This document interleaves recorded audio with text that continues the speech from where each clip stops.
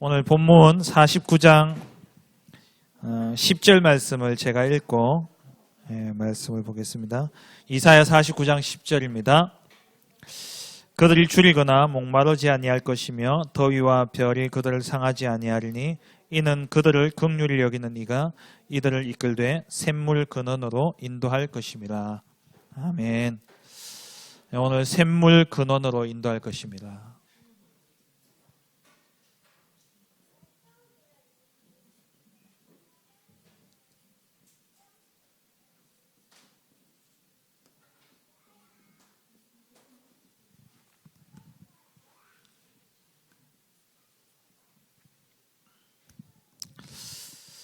지금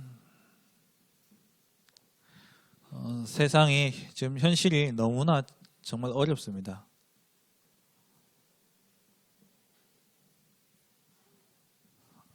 지금 정치적으로는 문재인 정권이 경제 다 말아먹었다 이러면서 이야기를 하고 있는데 모르겠어요. 누가 그랬는지 모르겠지만은 어쨌든 어려운 건 사실인 것 같습니다.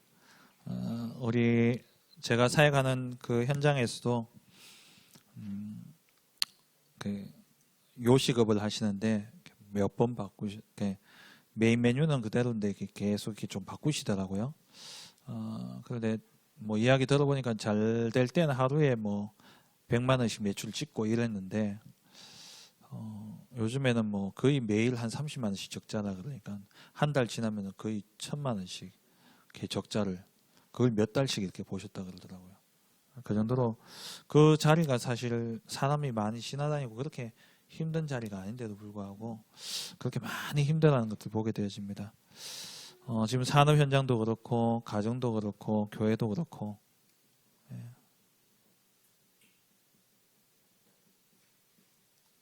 너무 어려운 시대예요. 이러한 시대에 하나님께서 이번 주에 강단의 말씀을 통해서 우리에게 샘물 근원으로 인도할 것이다 말씀을 주셨습니다. 이사야 42장, 49장, 또 50장, 53장이 여호와의 종의 노래죠.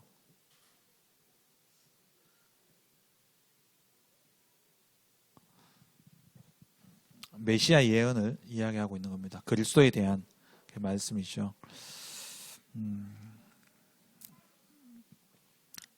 70년 포로된 70년 후에 귀환하게 되어지는 그런 모습을 그리면서 장차 오실 예수 그리스도로 말미암아 우리에게 완전한 구원을 통해서 하나님이 우리를 인도하실 것에 대한 말씀을 하고 있는 것이죠. 샘물 근원을 얻게 할 것이다. 먼저 첫째로 부르심의 시작입니다.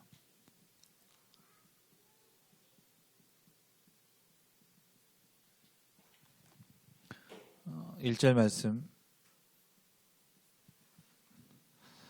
섬들아 내게 들으라 먼 곳 백성들아 귀를 기울이라 여호와께서 태에서부터 나를 부르셨고 내 어머니의 복중에서부터 내 이름을 기억하셨으며. 그리고 5절 6절 말씀에도 예레미야 1장 5절 말씀에 이 말씀하고 같은 말씀이 나오죠. 너를 배에서 나오기 전에 내가 너를 성별하였고 태에서 나오기 전에 너를 구별하였다.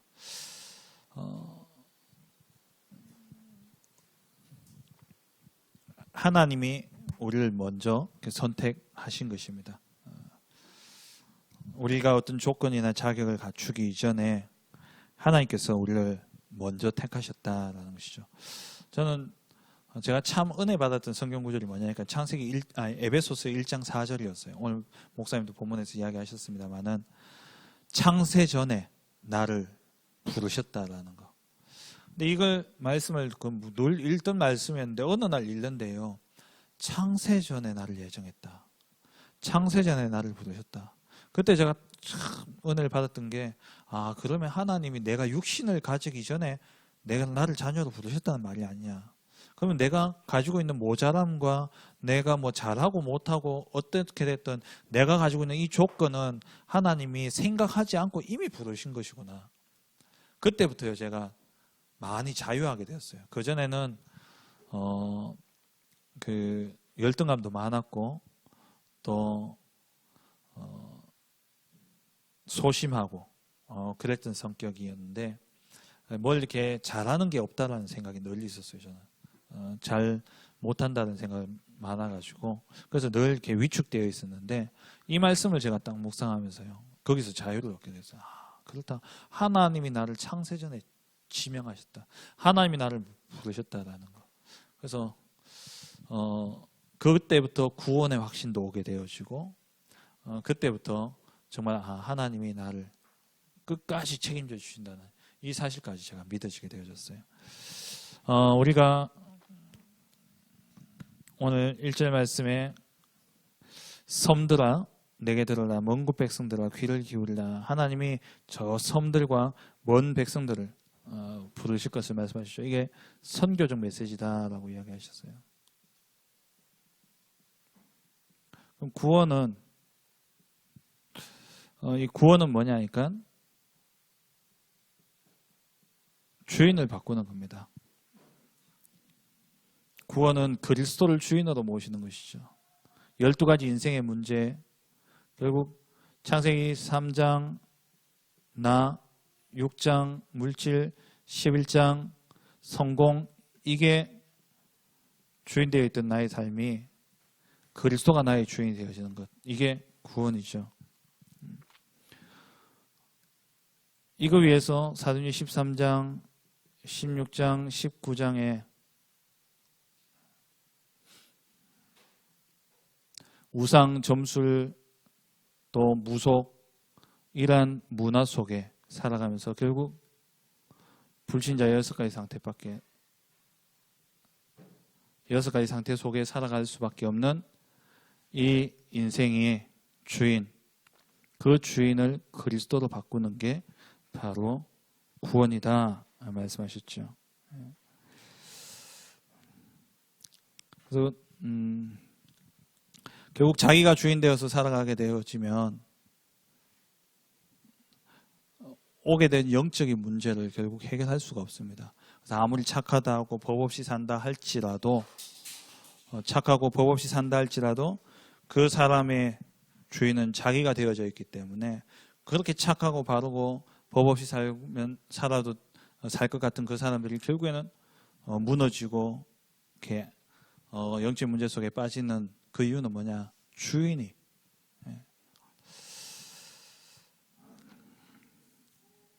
지성인들은 그 지성이라는 것 아는 그 지식이 하나님을 아는 그것을 가려버리고 그렇게 되어지죠.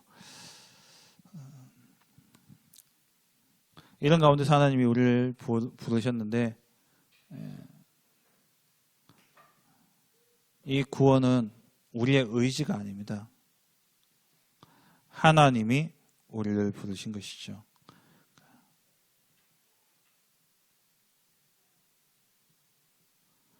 내가 예수 믿고 싶다 해서 믿어지는 게 아니에요. 하나님이 은혜를 주셔야지 믿어지는 거죠. 그래서 요한복음 15장 16절에 너희가 나를 택한 것이 아니라 내가 너희를 택하여 세웠다 말씀하셨고 우리는 다소 부족하고 모자랄지 모르지만 하나님이 우리를 택하셨기 때문에 그리스도 예수의 날까지 하나님이 우리를 이끌어 가시는 겁니다. 우리가 하는 게 아니죠. 그래서 우리는 뭐만 하면 되냐? 우리가 구원받는 조건이 있다면요. 굳이 조건을 찾아서 붙인다면 한 가지밖에 없어요. 이것도 사실 내 건 아닌데 믿는 거죠. 에베소서 2장 8절에 내 게 아니에요. 이는 너에게 그 은혜에 의하여 믿음으로 말미암아 구원을 얻으나니 이것은 우리에게서 난 것이 아니라 하나님의 선물이라. 믿음이 조건인데 이 믿음도 내 게 아니라 하나님이 주신 거예요. 그래서 이 믿음대로 마태복음 16장 16절에 그리스도 고백하고 요한계시록 3장 20절에 영접하게 될 때에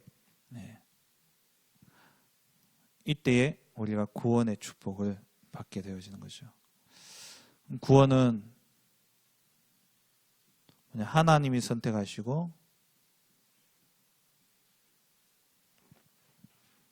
하나님이 부르신 것이 구원입니다. 하나님이 먼저 우리를 택하셨어요. 그래서 1절 말씀에 태에서 나를 부르셨고 어머니의 복중에서 내 이름을 기억하셨다 말씀하고 있죠. 똑같은 말씀 에베소서 1장 4절에 창세전에 택하셨고 또 하나를 더 붙인다면 예레미야서 1장 5절에 복중에 짓기 전에 태에서 나오기 전에 우리를 구별하고 성별하셨습니다.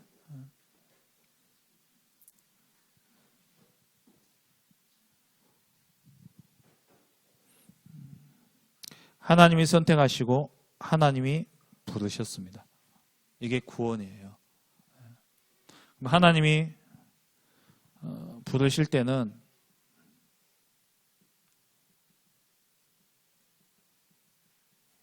원하셔서 부르셨다는 겁니다.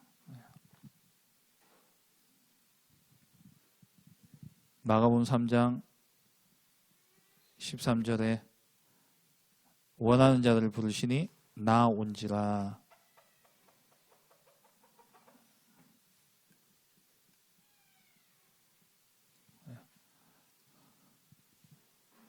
그 말은 이유와 목적이 있다는 거예요. 우리가 그냥 부름받은 게 아니라 하나님이 우리를 향한 분명한 이유와 목적을 가지고 우리를 부르셨어요. 그렇기 때문에 우리는 모자라지만 우리가 모자란 게 문제가 안 되는 것이 하나님이 우리에게 능력을 주셔서 사용하실 것이기 때문에 우리가 우리 자신을 볼 때에 좀 부족하고 연약해서 낙심될지라도 구원은 이 조건이 아니라 하나님이 원하셔서 부르셨어요. 그 말은 쓰시겠다는 겁니다. 쓰시겠다는 거예요. 저는 오늘 이 말씀을 들으면서 제가 참 많이 이렇게 제 개인이 또 회복되어지고 힘을 얻는 말씀이었는데요. 사실 지난 한 주간 동안 이게 목사도 이렇게 고저가 있잖아요. 엎치락 뒤치락 할 때가 있어요. 한순간 이렇게 갑자기 또 생각이 드는데 좀 뭔가 좀 답답하고 좀 그랬었어요. 그러면서 제가 오늘 새벽에도 이렇게 기도하면서 조금 그랬었는데 그런 가운데서 하나님이 제 마음에 그래 내가 어떤 그 방법 어떤 그 해결책을 내가 가지고 찾아서 그거 들고 내가 해결해 나가는 게 아니지 않냐. 결국에는 내 인생 뭐 있냐. 말씀 따라가는 거지. 지난주 강단 말씀 다시 생각하면서 말씀 따라가면 되는 거지. 내 인생에 내가 계획하고 설계하고 내가 열심히 한다고 되냐? 제가 워낙 게으르고 제가 이번 주 좀 지나면서 내가 진짜 이렇게 무기력하구나라는 생각이 조금 들었어요. 제 자신을 보면서. 뭐 어떤 부분에서 그냥 갑자기 쑥 들어온 생각이었어요.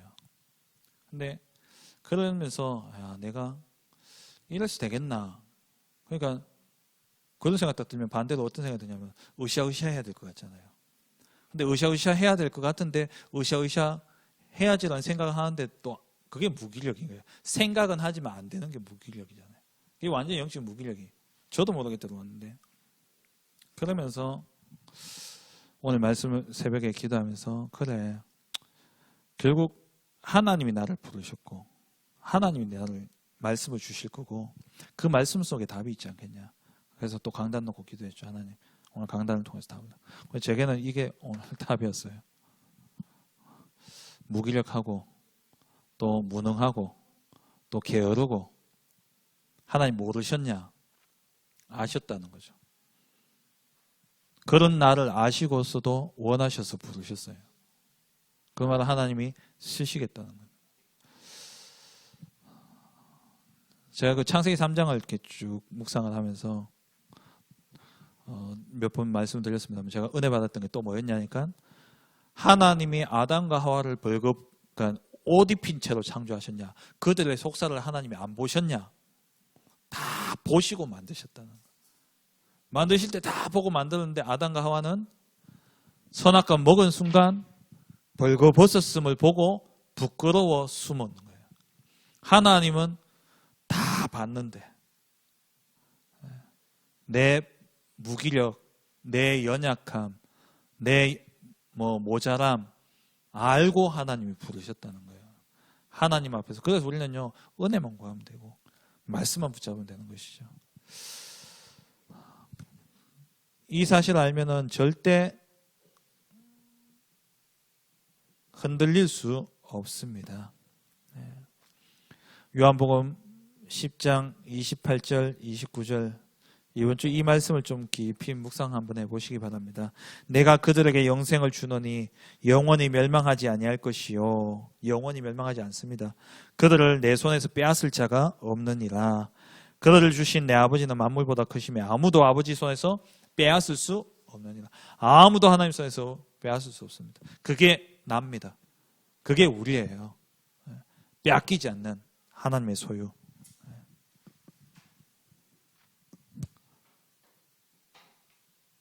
그럼 이렇게 주신 구원의 축복이 뭐냐? 구원의 축복이 뭡니까? 죄와 마귀에게서 벗어나는 게 구원의 축복입니다. 죄와 마귀에게 잡혀있던 우리를 그곳에서 건져내시는 것. 세상이 흑암의 역사 속에 있다는 것을 우리가 모르고 살아왔지 않습니까? 그런데 하나님은 우리가 예수 믿는 순간 그 흑암 속에서 우리를 건져주셨어요. 그리고 우리가 고통과 고난당하는 이유는 죄로 인한 저주와 재앙이죠. 사단의 또 죄의 그런 저주 때문에 오게 되어진 것인데 여기서 하나님이 우리를 건져내 주신 것입니다. 그리고 운명, 사주, 팔자에서 벗어났어요.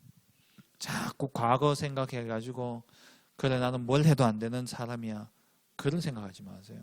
과거에 안 되었던 경험과 과거에 실패했던 그거 가지고 오늘과 미래를 판단하지 마시라니까요. 이전 것은 지나갔으니 보라 새 것이 되었도다. 다 지나갔어요. 하나님은 다 잊어버렸어요. 우리 말씀 봤잖아요. 이사야서 43장 25절이죠. 나는 나를 위하여 네 죄를 도말하는 자니. 하나님이 우리의 죄를 다 도말하셨어요. 다 끝났어요. 과거에 매일 필요가 없습니다. 오늘 내가 뭐 하면 됩니까? 그리스도 붙잡으면 돼요. 오늘 내가 그리스도를 주인으로 모시게 될 때에 하나님이 나를 이끌고 하나님이 나를 반드시 샘물의 근원으로 인도하실 것이랍니다.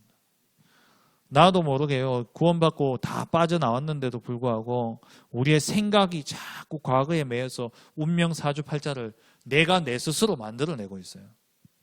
내가 내 스스로 만들어낸다니까요. 이미 우리는 여기서 다 빠져나온 사람들입니다.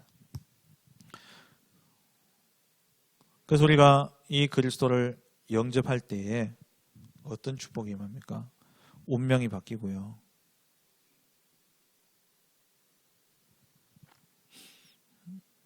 요한복음 5장 24절 사망에서 생명으로 우리가 옮겨지게 되어졌죠. 고린도후서 5장 17절에 새로운 피조물로 우리가 부름받았습니다. 그리고 사망이 우리를 해할 수 없는 우리는 천국 백성이 되어진 겁니다. 하나님 나라의 백성이 되어졌고요. 그래서 어린 양의 생명책이라고 말씀하셨죠. 어린 양의 생명책에 우리의 이름이 기록되어져 있습니다. 이 책은 절대 지워지지 않는 책입니다. 한번 기록되어진 이 이름은 절대 지워지지 않죠. 거기서뿐만 아니라 우리가 천국 가고 천국 가기 전에 그 과정 속에서 하나님 우리에게 하늘 보좌의 축복을 주시고 천군 천사를 보내셔서 우리를 지키시고 우리를 인도하십니다. 그래서 우리가 뭐만 하면 되냐? 신분과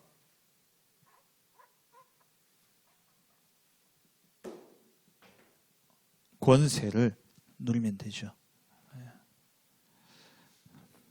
우리가 예수 그리스도를 영접할 때에 우리의 신분이 변화되어지고 하나님 권세를 주셨습니다. 그래서 신분은 누리는 것이고 권세는 사용하는 것이다.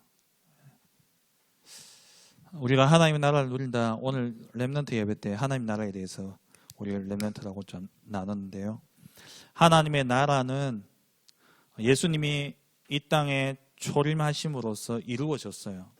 그러니까 임했죠. 하나님의 나라가 시작되어진 겁니다.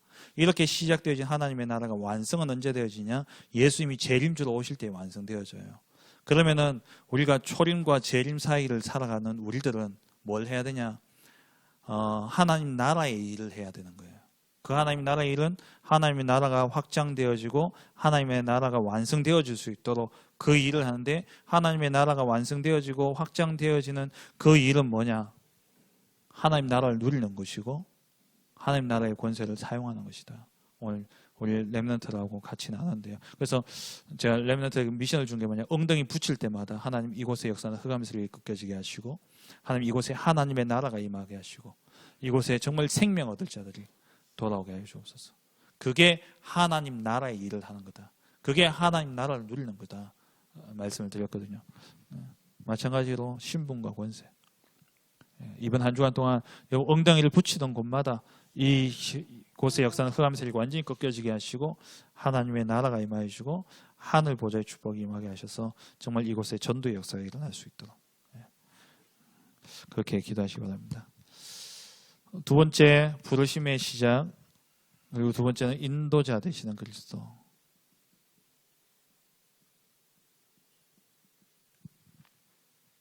10절 말씀 가지고 이야기하시죠.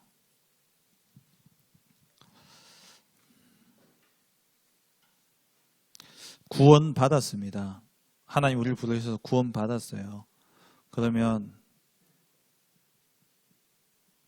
구원 이후에 우리의 과정은 우리가 고비를 겪을 때마다 또 어려움을 당할 때마다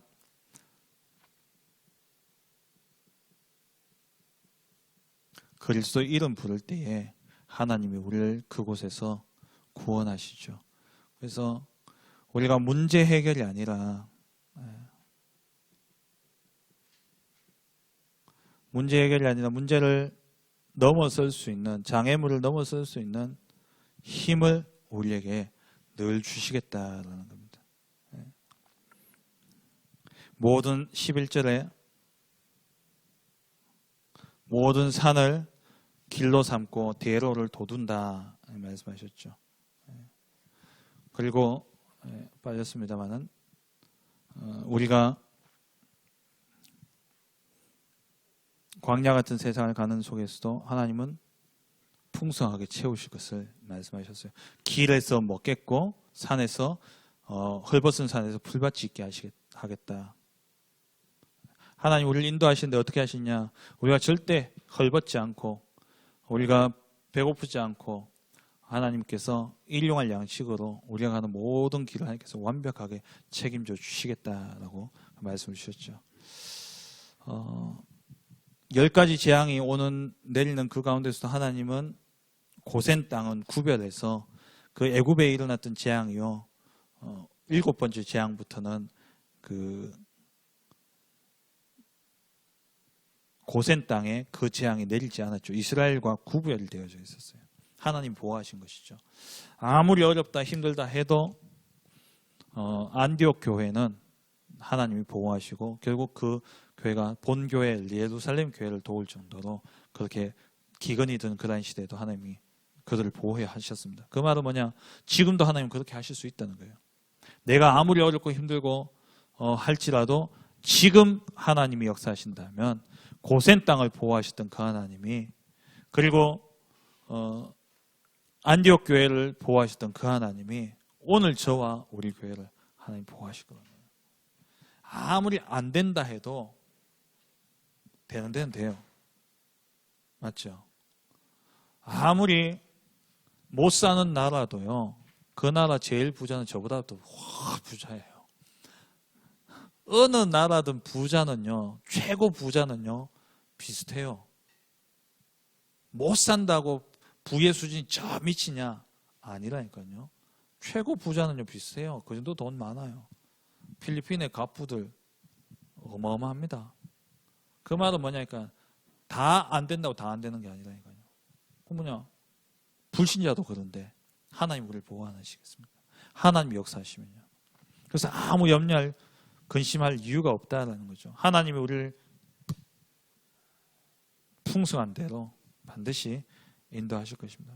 고린도전서 10장 13절에 감당할 시험 밖에는 우리가 당할 것을 우리가 당하지 않는다 그랬어요. 하나님이 감당할 시험을 주신다 말씀하셨고, 정 감당하지 못하면 하나님 피할 길도 하나님이 열어주셔요. 그 자를 피하게 하시는 거예요. 그 말은 뭐냐? 문제가 문제 안 된다는 겁니다. 어떠한 것도. 로마서 8장 18절, 현재의 고난은 장차 우리에게 나타날 영광과 비교될 수 없다. 하나님이 하시는 방법이 뭐냐? 우리를 인도하시는데 샘물 근원으로 인도하시는 그 주님이 우리가 이 광야 가운데서도 뭐 할 수 있게요? 기뻐할 수 있게 부어주신다 그랬어요. 13절 말씀에 하늘이여 노래하라, 땅이여 기뻐하라 그랬죠. 제가 초대교회에서 책을 한 거는 그때 이제 학교 다닐 때 읽는데, 그게 저스틴인가? 라는 순교자가요, 이제 화형을 당해서 죽는데요. 너무 밝게 웃어가지고 죽이는 사람이 열받아가지고 막 그 내용이 이렇게 쭉 나오더라고요. 그 우리 풀무풀 들어갈 때도 마찬가지였잖아요. 다니엘 세 친구. 네. 아무리 광야 같은 어려움, 순교할 그런 자리에서도요, 정말 샘물의 근원 되신 예수 그리스도를 누리게 된다면 우리는 그 속에서도 내가 기뻐서 기뻐하는 게 아니라 이 근원적인 기쁨의 축복이 넘쳐나게 되어 있는 것입니다. 샘물의 근원 되시는 그리스도께서 우리를 부르셨고 우리를 인도하실 것입니다. 여러분 이번 한 주간 동안 많이 사실 불안도 하실 겁니다. 회사 사정도 뭐 그렇게 좋지 않고 또 뭐 내가 생계를 또 책임져야 되는 그런 상황 속에서 여러 가지 많은 어려움과 고민과 갈등들이 있겠죠. 목사님이 그런 현장을 주고 주신 말씀이기도 하지만 그런 상태에 있는 걸 아시는 하나님께서 우리에게 이번 주에 말씀을 주셨어요. 샘물 근원으로 인도해야 할 것이 인도하겠다라는 말씀을 우리에게 주셨죠. 근원, 마르지 않는 근원입니다. 저기 뉴질랜드에 가면은요, 그 지구의 샘인가 하는 하여튼 샘이 있어요. 거기 보면은 이렇게 샘이 크지도 않아요. 한 요만한데요. 거기에 가면은 이렇게 물이 계속 솟아나요. 진짜 샘이에요, 샘. 동전을 던져보라 그러더라고요. 동전을 딱 던지니까 딱 떨어졌는데 위로 계속 이렇게 돌아 계속 돌아 올라와요. 근데 그 샘물 옆으로 쭉 가면요, 뉴질랜드에 엄청 큰 호수가 있어요. 그 호수의 물이 여기서 나오는 그 진짜 작은 샘인데 그 물이 그 호수를 만들었다 그러더라고요. 그게 뭐 지구의 샘 근원인가 뭐 하여튼 이름이 그렇더라고요. 마르지 절대 안 마른대요. 그거는요. 그리스도입니다. 그리스도가 절대 마르지 않는 샘물입니다. 어떤 어려움과 문제 속에서도 오직 그리스도 샘물에 거는 대신 그리스도 의지함으로 말미암아 여러분들 모든 삶에 기쁨이 마르지 않고 또 먹고 사는 것들이 마르지 않는 그러한 은혜가 있기를 주의 이름으로 축원합니다. 하나님 감사합니다. 이번 한 주간 동안 정말 샘물에 거는 대신 그리스도께 집중함으로 말미암아 우리의 모든 삶에 정말 참된 기쁨과 감사와 평안과 행복이 넘쳐나는 풍요가 넘쳐나는 복된 한 주간 되게 하옵소서. 예수 그리스도의 이름으로 기도합니다. 아멘.